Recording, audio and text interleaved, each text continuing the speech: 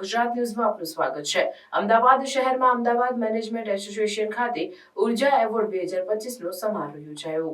અમદાવાદ શહેરમાં Ahmedabad management association ખાતે ઉર્જા એવોર્ડ 2025નો સમારોહ યોજાયો। આ 7મો મહિલા એવોર્ડ સોપાન મહિલાઓને સમર્પિત કરવામાં આવ્યો, જે તેમના વિવિધ ક્ષેત્રોમાં નોંધપાત્ર યોગદાન અને સિદ્ધિઓને માન્યતા આપે છે।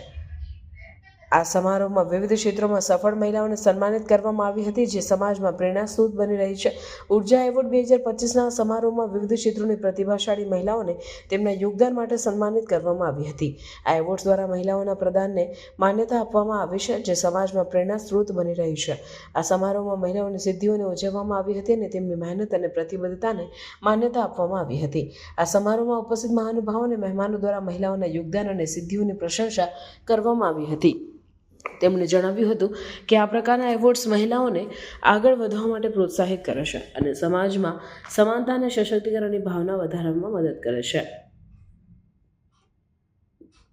ઉર્જા એવોર્ડ 2025ના 7મા સંસ્કરણ દ્વારા એએમએએ મહિલાઓના પ્રદાનને માન્યતા આપી છે અને તેમના યોગદાનને ઉજવ્યું છે।